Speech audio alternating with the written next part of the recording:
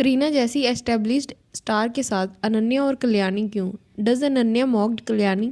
अगर बात करें कल्याणी, अनन्या और करीना की, तो recently the Hollywood reporter India ने अपना नया कवर ड्रॉप किया for its women in entertainment feature magazine. और जो 3 एक्ट्रेसेस कवर पर थी वो थी करीना कपूर, अनन्या पांडे एंड कल्याणी प्रियदर्शन।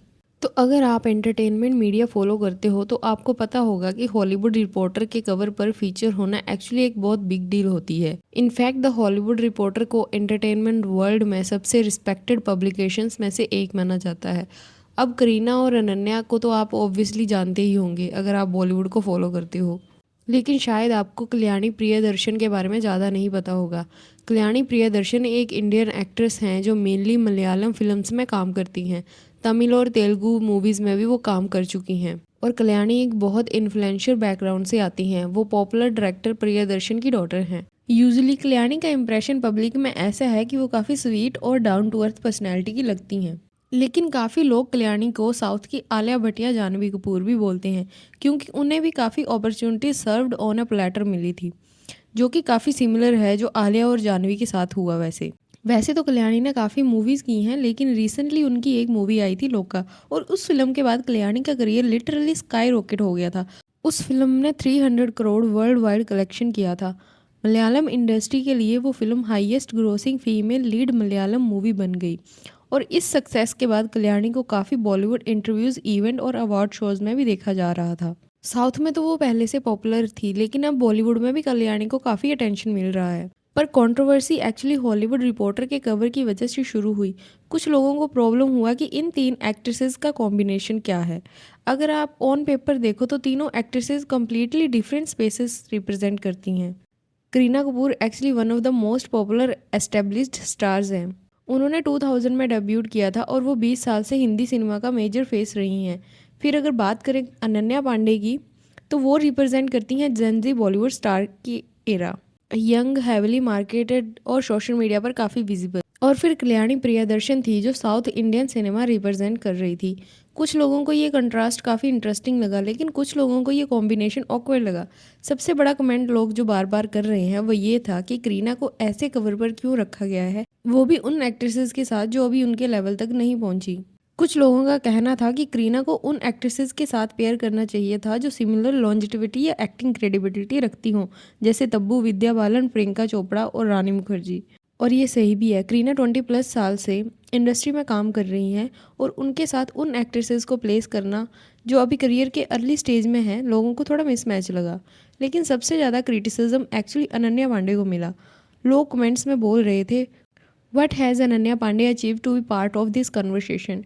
लेकिन आप न्यूट्रल होकर देखो तो ये आर्गुमेंट थोड़ा वीक भी लगता है, क्योंकि करीना कपूर खुद भी एक नेपो बेबी हैं, कल्याणी भी एक नेपो किड ही हैं साउथ से, और ऑब्वियसली अनन्या भी हैं। तो यहीं पे ये पॉइंट थोड़ा सा इंटरेस्टिंग हो जाता है। लेकिन फिर भी लोग सजेशंस दे रहे थे कि अनन्या की जगह कौन होना चाहिए था, जैसे यामी गौतम, क्योंकि कुछ ऑडियंस को लगता है कि यामी ने एक्टिंग वाइज काफ़ी बेटर परफॉर्मेंसेस दी हैं। और फिर कुछ ट्वीट्स ऐसे भी वायरल हुए जहां लोग कह रहे थे अनन्या मॉक्ड कल्याणी एंड करीना, और काफ़ी कमेंट्स अनन्या को प्रेज भी कर रहे थे। हो सकता है वो उनकी खुद की पीआर हो या फिर सच में उनका कोई फ़ैन बेस होगा, स्पेशली जेनजी ऑडियंस में। क्योंकि अगर एक्टिंग वाइज देखा जाए तो अनन्या की एक्टिंग परफॉर्मेंसेज अभी तक बहुत रिमार्केबल नहीं रही हैं। हाँ, खो गए हम कहाँ में अनन्या ने ठीक परफॉर्म किया था, और कंट्रोल सीरीज़ में भी उनका परफॉर्मेंस डिसेंट था। काफ़ी अच्छा नहीं था और काफ़ी बुरा भी नहीं था, लेकिन मोस्टली वो रोल्स जहाँ उन्हें बेसिकली खुद को प्ले करना होता है, मतलब जेनजी टाइप करेक्टर। लेकिन जब रोल कंफर्ट जोन से बाहर हो, जैसे लाइगर, पति पत्नी वो और ड्रीम गर्ल 2, तो वहाँ पे एक्टिंग की लिमिटेशंस क्लियरली दिखाई देती हैं। क्योंकि एक स्किल्ड एक्टर वही होता है जो हर टाइप का रोल कन्विंसिंगली प्ले कर सके, सिर्फ वही नहीं जो उसकी पर्सनैलिटी से मैच करता हो। दूसरी तरफ रणबीर सिंह की अपकमिंग फिल्म धुरंधर 2 का ट्रेलर रिसेंटली रिलीज़ हुआ है, और काफ़ी सेलिब्रिटीज़ ने उस ट्रेलर पर रिएक्ट किया। लेकिन जो रिएक्शन सबसे ज़्यादा सर्कुलेट हो रहा है वो आलिया भट्ट का है और करण जौहर का, और स्पेशली आलिया भट्ट का, क्योंकि जब धुरंधर पार्ट 1 रिलीज़ हुई थी तब आलिया को उस मूवी को अप्रिशिएट करने में ऑलमोस्ट 1-2 महीने लग गए थे। लेकिन इस बार जैसे ही धुरंधर 2 का ट्रेलर आया, आलिया ने ऑलमोस्ट इमीडिएटली स्टोरी डाल दी, और उसके बाद लोगों ने आलिया को ट्रोल करना शुरू कर दिया।